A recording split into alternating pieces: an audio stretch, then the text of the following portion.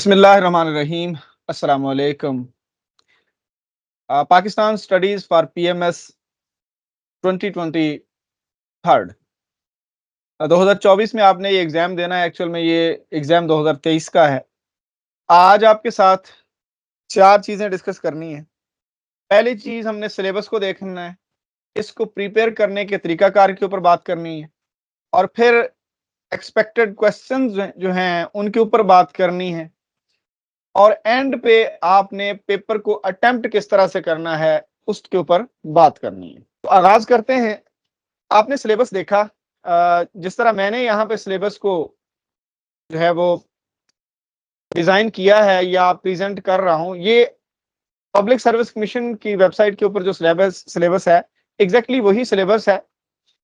सिर्फ मैंने इसको रीअरेंज किया है। रीअरेंज इस लिहाज से किया है जिस तरह से पेपर के अंदर क्वेश्चंस आते हैं, और क्वेश्चंस की इंपॉर्टेंस के हवाले से मैंने इसके पार्ट्स बना दिए। मैं इसको चार पार्ट्स में डिवाइड करता हूं। टोटल सिलेबस जो पाक स्टडीज का, पहला है हिस्ट्री ऑफ इंडिया। इसके अंदर मेजरली इंडिपेंडेंस वार है। वार के बाद अंग्रेज जो थे उन्होंने प्रॉपर तसल्लुत जो है उसका आगाज किया, प्रॉपर गवर्नमेंट स्टार्ट कर दी पूरे इंडिया के ऊपर। कुछ गिनी चुनी जो रियासतें थी, प्रिंसली स्टेट्स, उनको छोड़ के उनके ऊपर भी बाद में किसी न किसी तरह से उन्होंने अपना असर और रसूख जरूर रखा। तो जो पहला पार्ट है उसके अंदर मुस्लिम रूल इन सब कॉन्टिनेंट एंड इट्स डाउनफॉल। अब याद रहे, ये 712 से स्टार्ट नहीं होना, या फिर इसमें मुगल खानदानों के ऊपर कोई कमेंट्री नहीं आनी। ये एक्चुअल में इट्स डाउनफॉल है। डाउनफॉल मीन जब अंग्रेज यहां पे आए थे तो उनका पहले इकोनॉमिक ईरा था, वो ट्रेड के लिए आए थे। फिर इकोनॉमिक प्लस पॉलिटिकल उन्होंने कुछ साल गुजारे यहां पे, फिर वो टोटल पॉलिटिकल हो गए। ठीक है, 1757 के बाद वो बंगाल में और इर्द गिर्द में उन्होंने कुछ इलाकों के ऊपर डायरेक्ट हुकूमत स्टार्ट कर दी, और 1857 में उन्होंने पूरे इंडिया के ऊपर अपनी हुकूमत का ऐलान कर दिया। आपने कोशिश करनी है, ये मैंने मेजरली मेंशन भी कर दिया है। अब ये ना हो कि आप जनाब वो महमूद गजनवी को पढ़ना शुरू कर दें, शहाबुद्दीन गौरी को, उसके बाद आप खानदान गुलाम साहिब, लोधी, सादात और तुगलक, खिलजी और फिर मुगल, आपने उन सबको नहीं पढ़ना, क्योंकि पेपर उस हवाले से नहीं आता। यहां पे पेपर आता है 1857 से 1947 के दरमियान, और इनमें से दो क्वेश्चन आते हैं। क्वेश्चन वाले पोर्शन में हम इनको देखेंगे। तो ये इसके अंदर मूवमेंट्स आती हैं, एजुकेशनल मूवमेंट और सोशल या पॉलिटिकल मूवमेंट, सारी हमने देखनी है। उसके बाद दूसरा पार्ट है इसका, current situation of Pakistan. Total setup को आपने देखना है। पाकिस्तान के पास ज्योग्राफी के लिहाज से, इकोनॉमी के लिहाज से, वाटर, एनर्जी, और उसके बाद ये सोसाइटी, मतलब सोशल सेटअप हो गया, कल्चर हो गया, नेचुरल रिसोर्सेज, एग्रीकल्चर, इन सारी चीजों की पाकिस्तान के अंदर एग्जिस्टेंस किस लिहाज से है और इनकी करंट पोजीशन क्या है, समझ आ गई? इस लिहाज से आपने इसको देखना है। अच्छा, नेक्स्ट नंबर 3 पे जो पोर्शन है, इसको ना 2 को थोड़ा सा मजीद आप एक्सटेंड कर सकते हैं। मैंने जो बात की है कि हर किस्म का जो टोटल सेटअप, इसके अंदर आपके क्राइसिस आ जाएंगे, आपके डिपार्टमेंटल प्रॉब्लम्स आ जाएंगे, ठीक है ना, इनके ऊपर क्वेश्चन आता है, और इनमें से कम एक और ज्यादा से ज्यादा दो क्वेश्चन आएंगे इस पोर्शन में से। दो क्वेश्चन इस पोर्शन में से आएंगे, वो मैं आपको साबित करूंगा पास पेपर सामने रख के। उसके बाद है पाकिस्तान हिस्ट्री, ये मेजरली है पोस्ट ढाका फाइल। इसके अंदर क्या क्या है? कॉन्स्टिट्यूशनल हिस्ट्री है, ये मैंने लिख तो 47 से 2024 दिया है, लेकिन यहां पे आपने 1971 ही समझना है, क्योंकि ये मोस्टली है। ज्यादातर 1956-62 का आइन भी आ सकता है, लेकिन मेजरली इसको डील किया जाता है 71 के बाद, ठीक है ना, पोस्ट ढाका फॉल। उसके बाद जो इस वक्त कॉन्स्टिट्यूशन अडॉप्टेड है पाकिस्तान के अंदर, वो 73 का है। उसके अंदर कितनी अमेंडमेंट्स हुई हैं और मेजरली अमेंडमेंट्स जो राइट नाउ डिस्कस होती हैं हर जगह पे, वो पाकिस्तान के जो करंट अफेयर्स हैं पाकिस्तान का, उसके अंदर भी आ जाएंगे, आगे उसका पोर्शन है 10 मार्क्स के अंदर भी वो आ जाता है। और बाकी आपने evolution of democracy and democratic institution इन पाकिस्तान, ये एवोल्यूशन क्या होती है? एक तो होता है रिवाइवल, एक होती है एवोल्यूशन। एवोल्यूशन तो होती है अब डेमोक्रेसी के अंदर नए पैटर्न लेके आए, कोई रिफॉर्म्स लेके आए जी, इलेक्शन कमीशन में कोई रिफॉर्म्स आ जाए, हमारे जो सिस्टम है वोटिंग का उसके अंदर कोई रिफॉर्म्स आ जाए, तो ये होती है एवोल्यूशन। रिवाइवल का मतलब है कि एक बार मार्शल लॉ लगा और मार्शल लॉ के बाद वापस आप आए हैं दोबारा डेमोक्रेसी के अंदर, वोटिंग सिस्टम के अंदर, जमहूरी निजाम के अंदर, खा वो जैसा भी है, लेकिन उसको हम रिवाइवल कहेंगे, आपकी वापसी हुई है, ठीक है। तो ये पार्ट 3 हो जाएगा। पार्ट 4 जो है वो हमारा रीजनल और ग्लोबल रोल है। ये भी मैंने डिफरेंट पोर्शंस को मिक्स करके, गो के 100% पीपीएससी वाला ही सिलेबस है, लेकिन मैंने क्वेश्चंस के हिसाब से 2 क्वेश्चन यहां से बन सकते हैं, एक तो मस्ट है, एक मस्ट है, 2 भी बन सकते हैं। इसके अंदर क्या आएगा? फॉरेन पॉलिसी ऑफ पाकिस्तान है और पाकिस्तान के जो नेबर्स हैं, सुपर पावर्स के साथ हमारा रिलेशन क्या है, और जो इंटरनेशनल ऑर्गेनाइजेशंस हैं ये देख लें जरा, इनके साथ हमारा रोल क्या है और पोजीशन क्या है, ठीक है। और फिर हमारे जो रीजनल डिस्प्यूट हैं या हमारे इंटरनेशनल डिस्प्यूट्स हैं, ये देखिए जरा, कश्मीर इशू है और हमारा बॉर्डर इशू चलता रहता है अफगानिस्तान के साथ, इंडिया के साथ भी एलओसी बॉर्डर इशू चलता रहता है, क्योंकि यहाँ पे इंडिया का नाम नहीं है, लेकिन इंडिया को भी आप किसी हद तक यहाँ पे जरूर जरूर रीड करेंगे। Pakistan and the changing regional scenario, अब ये यहाँ पे मजीद उन्होंने न्यूक्लियर प्रोग्राम और इंटरनेशनल कंसर्न्स की बात कर दी।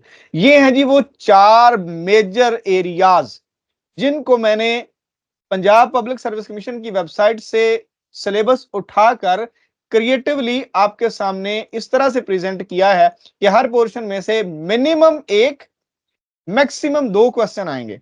यानी मेरे कहने का मकसद ये है कि जब मैं बात करूंगा ये पोर्शन 1 की, तो इसके अंदर पहला क्वेश्चन कहां से आएगा, दूसरा कहां से आएगा, तीसरा अगले जो दूसरे पोर्शन में से कौन कौन सा आएगा, अब हम उसकी तरफ जाने लगे। उससे पहले preparation guide, how to prepare, साथ ही मैंने एक्सपेक्टेड क्वेश्चंस का भी लिख दिया, क्योंकि एक्सपेक्टेड क्वेश्चंस को आपने इसके अंदर डील भी करना है। गो के एक्सपेक्टेड क्वेश्चंस को एनालाइज हम इसके बाद करेंगे, लेकिन आपने माइंड के अंदर ये बात रखनी है क्योंकि इसके अंदर पोर्शन है बकायदा।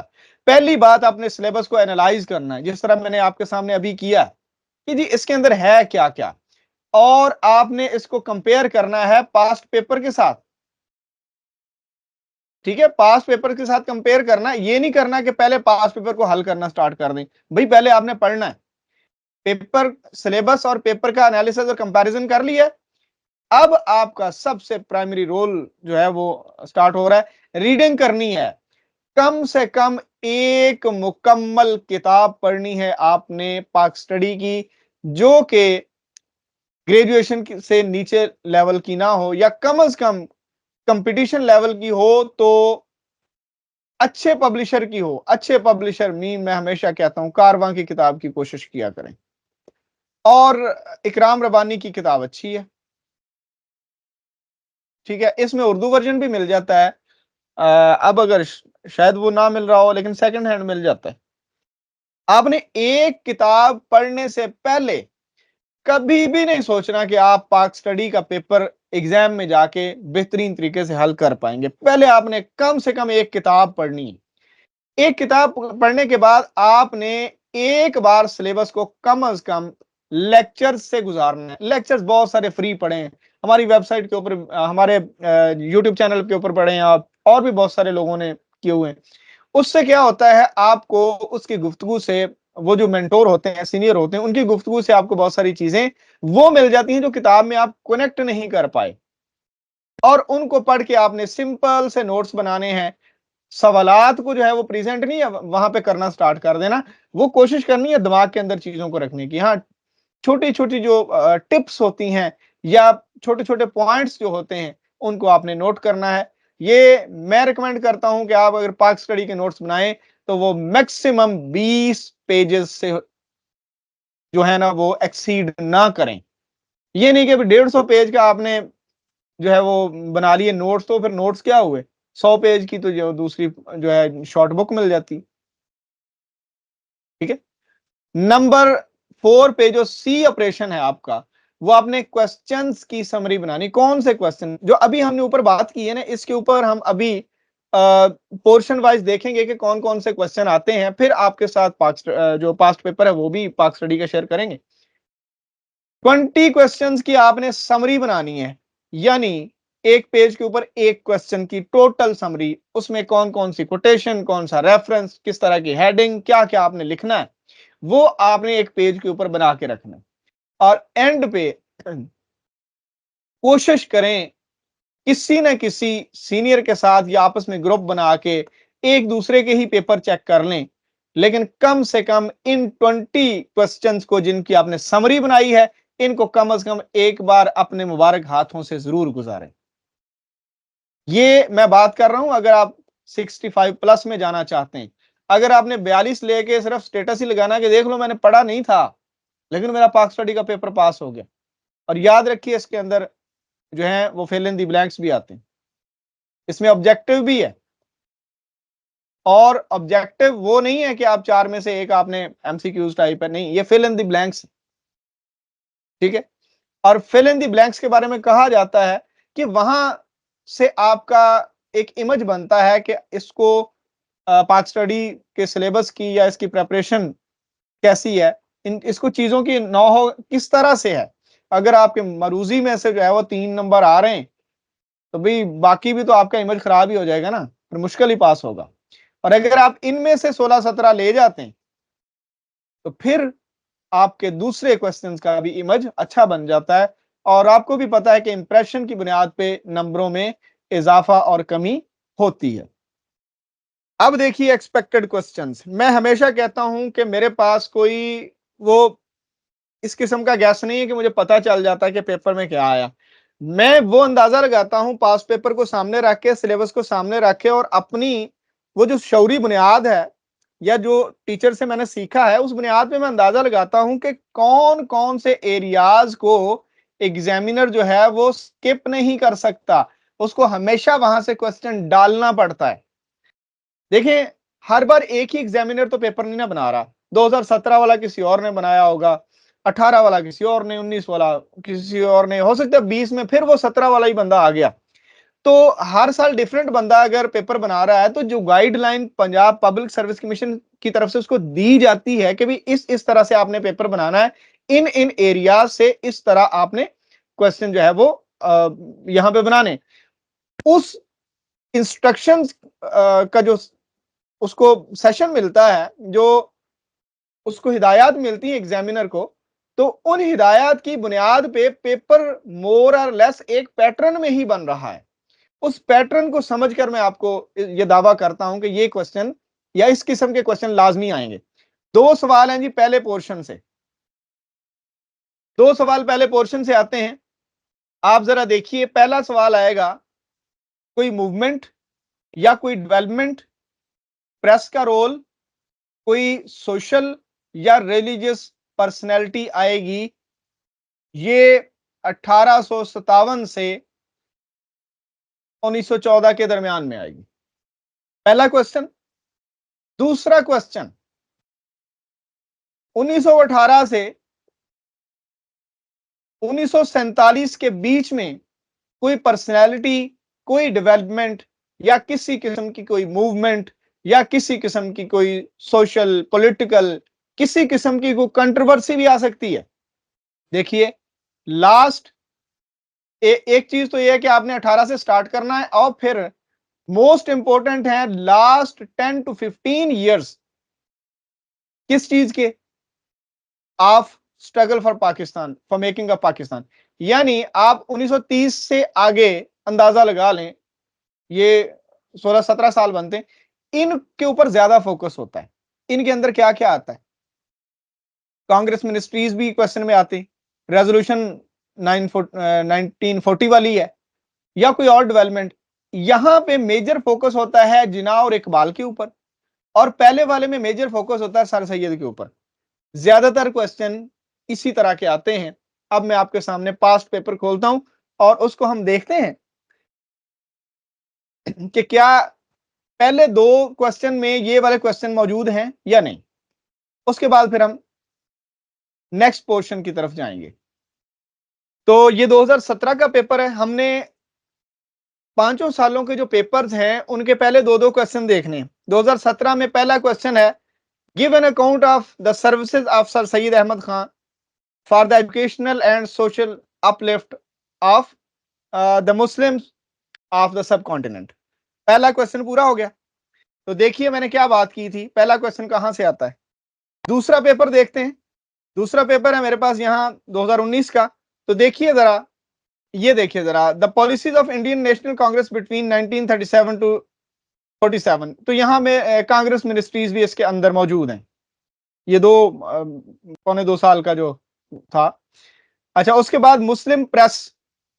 मुस्लिम प्रेस ये भी मैंने प्रॉपरली, ये एक मूवमेंट है ना, असल में मूवमेंट्स की बात हो रही है। ये देखें, कोई डेवलपमेंट आ सकती है, कोई मूवमेंट आ सकती है, प्रेस का रोल आ सकता है, या फिर कोई पर्सनैलिटी आ सकती है। ठीक है, तो ये यहां पे उन्होंने प्रेस का रोल दे दिया। नेक्स्ट क्वेश्चन क्या है, ये पहले पोर्शन में से दूसरा क्वेश्चन है और हिस्ट्री के दूसरे पोर्शन में से पहला क्वेश्चन है। और एक और क्वेश्चन तीसरा भी आ चुका है। वो जो मैं कह रहा हूं कि लास्ट जो 15 ईयर्स हैं या 10 ईयर्स हैं, उनमें से एक और क्वेश्चन आ चुका है। ये कायदे आजम की जो स्पीच है, समझ आ गई बात। इवन फोर्थ क्वेश्चन भी आ चुका है पहले ही पोर्शन से कि how did the partition of Punjab in 1947 affect the communal harmony. ये चार क्वेश्चंस आ चुके हैं। कहां से वाला, इस चीज से। मिनिमम दो क्वेश्चन तो आएंगे यहां से। ठीक है, पोर्शन नंबर 2 देखते हैं। क्या करंट सिचुएशन ऑफ पाकिस्तान, इसमें क्या आएगा, मेजर चैलेंजेस जो पाकिस्तान को दरपेश हैं, इकोनॉमी का, गवर्नेंस का, क्राइसिस हैं, एनर्जी वाटर के, डेमोक्रेसी के मसाइल हैं, पॉलिटिकल कोई इश्यूज हैं, सोशल इश्यूज हैं, कोई डेवलपमेंट हुई है, कोई रिफॉर्म्स हुई हैं, कोई नया केस सामने आ चुका है, या फिर किसी कोई कंट्रोवर्सी के ऊपर कमेंट्स भी मांग लिए जाते हैं, लाइक जुडिशल एक्टिविज्म है, या इलेक्शन कमीशन का जो रोल है, क्या वो बाइस्ड है या जो है वो फेयर है। ये कोई कंट्रोवर्शियल जो चीजें होती हैं उनके ऊपर भी कमेंट मांग लिए जाते हैं। एक क्वेश्चन तो यहां से 100% है। ये वो चीजें हैं जो नॉर्मली टीवी चैनल्स के ऊपर चल रही होती हैं, ये वो वाली चीजें। और जो सीएसएस वाले जब करंट अफेयर की बात करते हैं तो पाकिस्तान के करंट अफेयर्स में जो प्रॉब्लम्स हैं वहां पे ये वाली चीज वहां पे भी डील होती है। दूसरा है करंट सोल्यूशन या कोई रिफॉर्म की सजेशन वो मांग लेता है। ये एक दूसरी टाइप का क्वेश्चन है। ये दो क्वेश्चन अब फिर हम पाक स्टडी के पास्ट पेपर के अंदर ट्रेस करने की कोशिश करते हैं कि क्या इस तरह के क्वेश्चंस आते हैं। 5 साल के पेपर मैंने उठा के आपके सामने रखे हैं ना, तो उनमें से हमने इनको ट्रेस करना है। देखिए जरा, चैलेंजेस आते हैं। ये देखें, एग्रीकल्चर का प्रॉब्लम आ गया नंबर 4 पे, एग्रीकल्चर का प्रॉब्लम। ये देखें, मैंने कहा कोई नई डेवलपमेंट हुई है, सोशल, पॉलिटिकल या कॉन्स्टिट्यूशनल।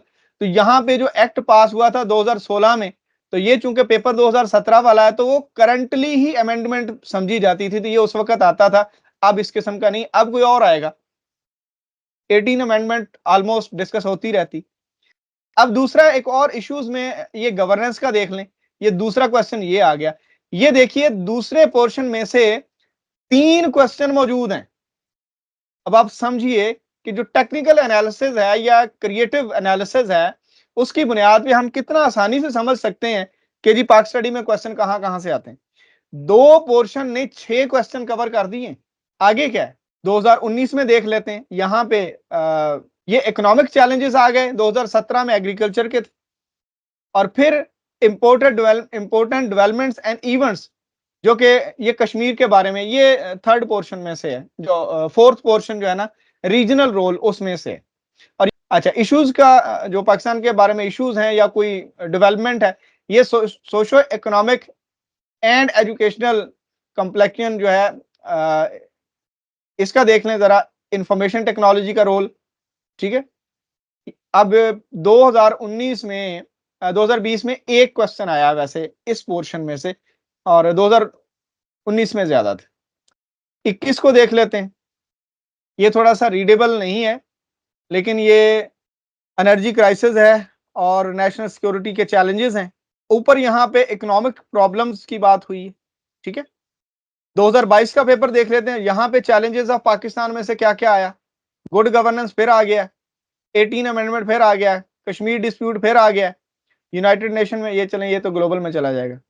और क्या है पाकिस्तान के चैलेंजेस में से, ये क्वेश्चन आए। नेक्स्ट पोर्शन देखते हैं, late history of Pakistan, late history और रीजनल एंड ग्लोबल रोल। अब लेट हिस्ट्री में से एक क्वेश्चन पक्का है और यहां से भी एक क्वेश्चन पक्का। ऊपर वाले दोनों पोर्शन में से नॉर्मली 2 क्वेश्चन आ रहे हैं, 3 भी आ रहे हैं कभी कभी, लेकिन ये वाले जो है ना, इनमें से कम एक क्वेश्चन पक्का है। ऊपर वालों में तो एक पोर्शन में तो 2 पक्के हैं ना पहले पोर्शन में, लेकिन ये वाले जो 2 पोर्शन है ना, लेट पाकिस्तान हिस्ट्री और रीजनल और ग्लोबल रोल, इनमें से एटलीस्ट एक एक क्वेश्चन या फिर 10+10 का वो जो 10-10 के आ रहे हैं, उन उस तरह के 2 पक्के हैं। क्या क्या इनमें आता है? लेट पाकिस्तान हिस्ट्री में कॉन्स्टिट्यूशनल हिस्ट्री आती है, ये नॉर्मली 71 के बाद की बात हो रही। कंपैरिजन आता है कॉन्स्टिट्यूशंस का। उसके बाद कोई इशू रिलेटेड जो हिस्ट्री है, कोई नई अमेंडमेंट आई, जिस तरह अभी 2016 वाला एक्ट आया हुआ था। डेमोक्रेटिक हिस्ट्री है, रीजंस एंड कम बैक, पहले मार्शल लॉ क्यों लगे थे और उनसे जो कम बैक हुआ है उससे क्या फायदा हुआ है, या स्टेट की जो मशीनरी है या पॉलिटिकल जो सेटअप है उसमें क्या एवोल्यूशन हुई है। गवर्नमेंट की टाइप्स और इसका हिस्टोरिकल कंपैरिजन, ये लेट हिस्ट्री, इसमें से एक क्वेश्चन लाजमी आना है। उसके बाद है रीसेंट जो अमेंडमेंट्स हैं, लाइक 18 अमेंडमेंट, 25वीं हो गई, 26वीं होगी ना, 18वीं, 25वीं, 26वीं, ये बहुत अहम है, इनको आपने लाजमी देखना है कि इनका इंपैक्ट क्या पड़ रहा है। और नंबर 4 पे इनके क्वेश्चन को हम इकट्ठा ही वहां पे वेरीफाई करेंगे। नंबर 4 पे क्या फॉरेन पॉलिसी है, आपके नेबर्स हैं, रीजनल रोल इन इकोनॉमी या पीस, और रीजनल ऑर्गेनाइजेशंस में आपका रोल और आपकी पोजीशन, यानी आपका एक्सपेक्टेड रोल क्या है और आप परफॉर्म कितना रोल प्ले जो है वो कर रहे हैं, ठीक है। और 10 मार्क्स का जो क्वेश्चन है वो नॉर्मली मिक्स्ड होता है, इनमें से ही कहीं वो छोटा टॉपिक इसका और पहले का दूसरे का उठा के दे देता है। ये कोई फिक्स्ड नहीं है, ये मिक्स्ड है। इसको जरा, ये वाला जो नंबर 3 और 4 को जरा वेरीफाई करते हैं कि जो 1971 के बाद की हिस्ट्री में से क्वेश्चन और रीजनल रोल में से या रीजनल इशू का क्वेश्चन दोबारा हम 17 के पेपर से आगाज करते हैं। ये देखिए जरा, मैंने बात की थी कि मेजरली तो 71 से ही स्टार्ट होता है, लेकिन कंपैरिजन आ सकता है, तो यहाँ पे कंपैरिजन उन्होंने दे दिया है। यहाँ पे ये एक ही क्वेश्चन है कंपैरिजन का, उन्होंने बना दिया है। 2019 का पेपर देखते हैं। 2019 के पेपर में इसमें कॉन्स्टिट्यूशनल अमेंडमेंट जो है वो ये 10 मार्क्स की आई हुई है, और ये वाला भी हिस्टोरिकल है। देखिए ना, उन्होंने बात की है, हालांकि कश्मीर का जो है ये रीजनल है, इसको अब 2 जगह पे रीजनल में भी काउंट कर सकते हैं, और ये जो हमारी कॉन्स्टिट्यूशनल हिस्ट्री है या डेवलपमेंट है उसमें भी कर सकते हैं। यहाँ पे उन्होंने पाकिस्तान की जो स्ट्रगल है उसके हवाले से भी बात जो है वो कर दी है, और दूसरा ये रीजनल इशू या इंटरनेशनल इशू भी है।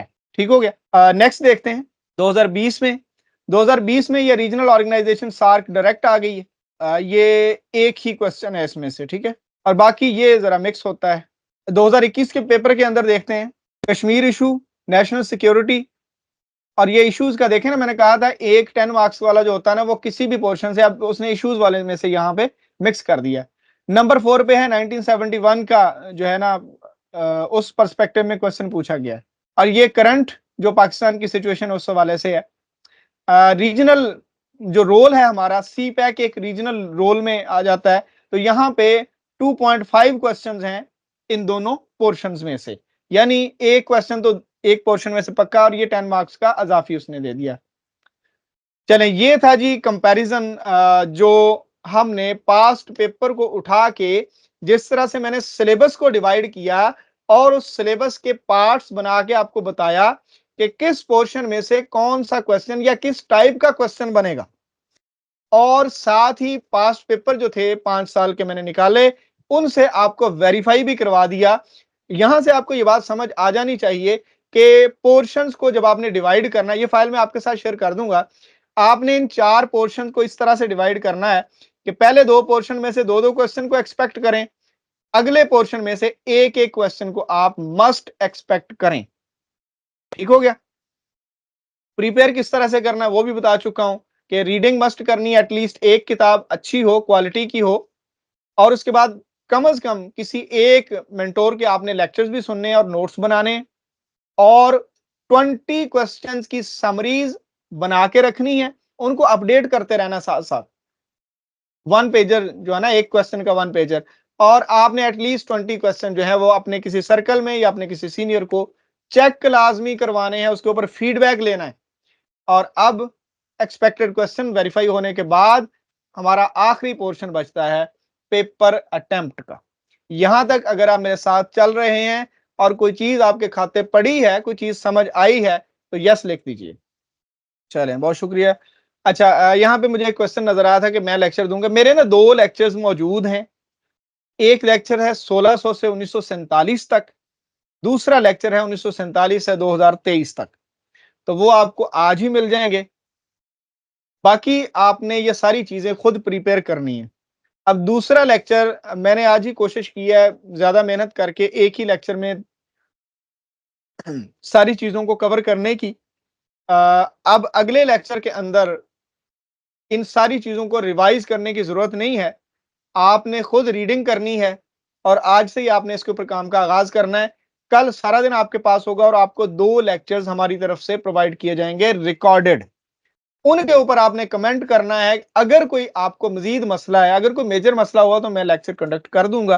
अब मुझे लगता नहीं है, क्योंकि उन लेक्चर्स के ऊपर भी सारा सारा दिन मैंने तैयारी की हुई थी। तो ये बहुत मेहनत वाली चीजें हैं, ये बार बार उस तरह से नहीं होती। तो आपने उन दोनों लेक्चर्स को तसल्ली से समझना है। और ये जो एनालिसिस वाली जो फाइल है, ये भी मैं आपके साथ शेयर कर दूंगा। मुझे आपके 60+ नंबर चाहिए, अदरवाइज मेरा ये खपने का कोई फायदा नहीं। फिर चुप करके आप कोई भी किताब को रट्टा मारें तो 50-55 तो आ ही जाने।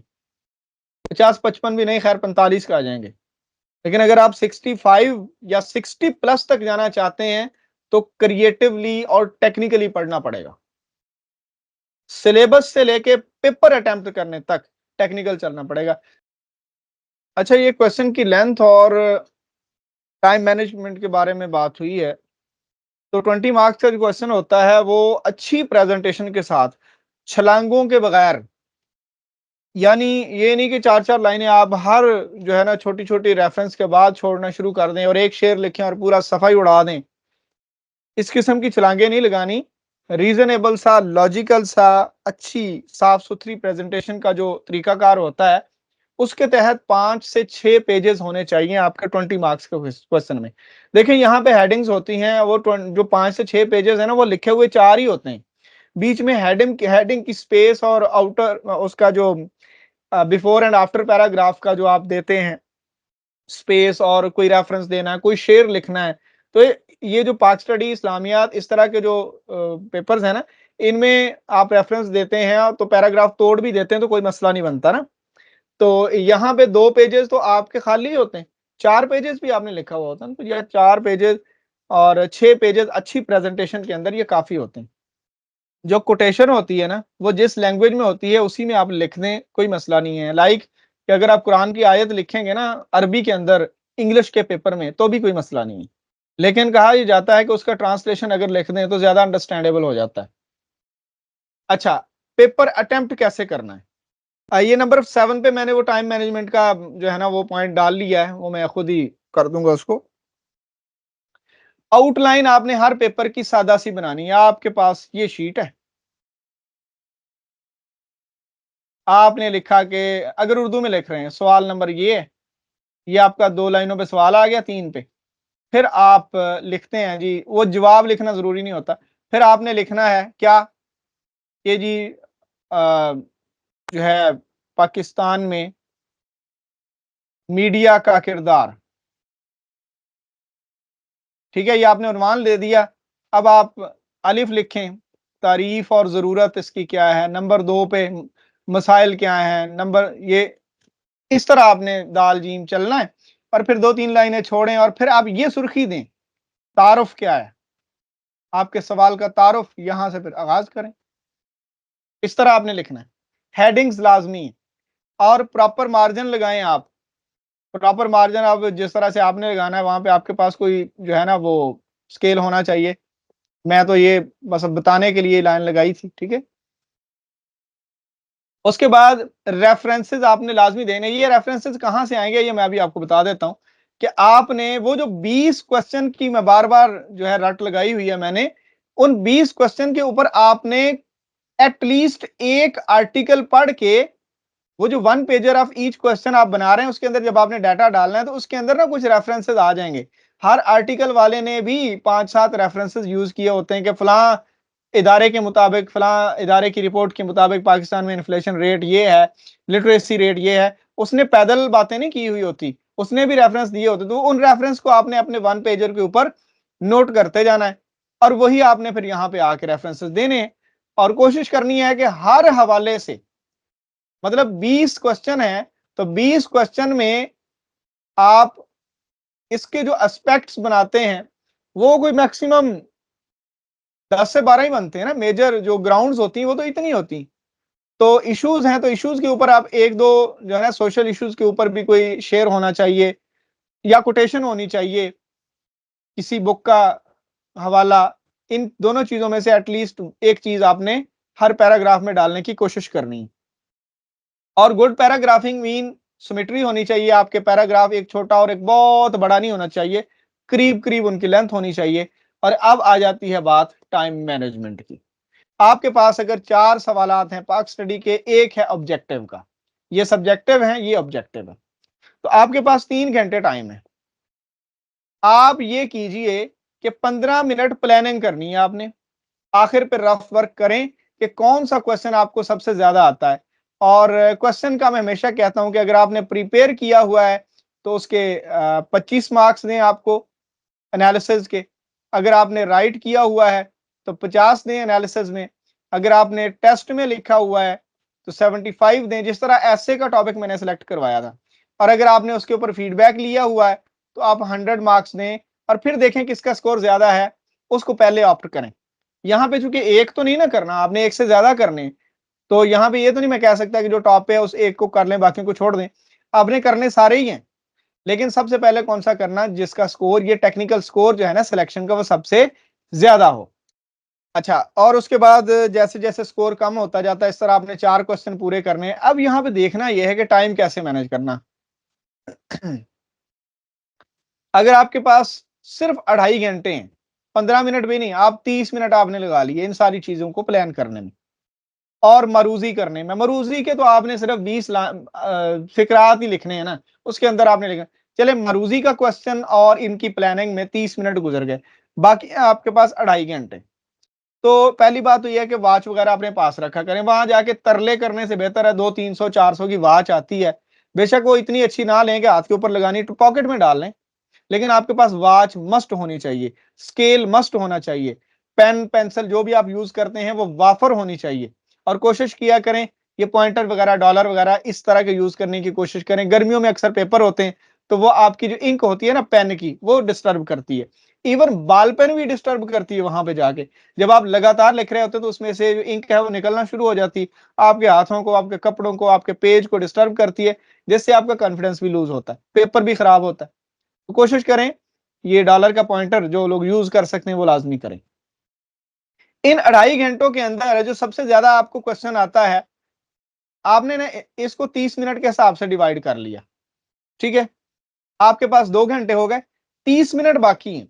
ये 30 मिनट आपने उस क्वेश्चन को देने हैं जो आपको एक्स्ट्रा ऑर्डिनरी आता है। अदरवाइज 30 मिनट हर क्वेश्चन को देने।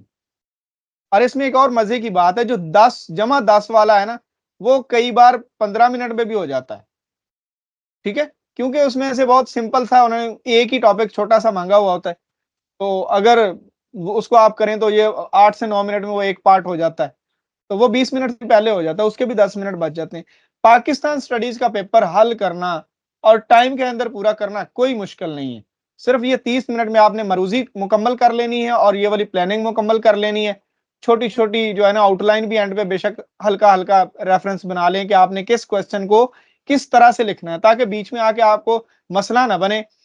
तो जब आप पेपर पकड़ते हैं ना, तो कुछ चीज़ें याद आ रही होती हैं जो बाद में अक्सर भूल भी जाती हैं। तो उस वक़्त जो चीज़ आपको हल्की-हल्की यानी कि जो चीज़ फैड-फैड सी फ़ील हो रही है, उसको थोड़ा-सा नोट कर लें। आप अपनी रफ कॉपी के सॉरी आंसर शीट के एंड पे जो रफ के पेजेज़ आप यूज़ कर रहे हैं, कोई मसला नहीं, उनको बाद में आपने क्रॉस कर देना है। पेपर के अंदर जो प्रेज़ेंटेशन है, वो आपकी 100% डिलीवरी पर मुश्तमिल होनी चाहिए।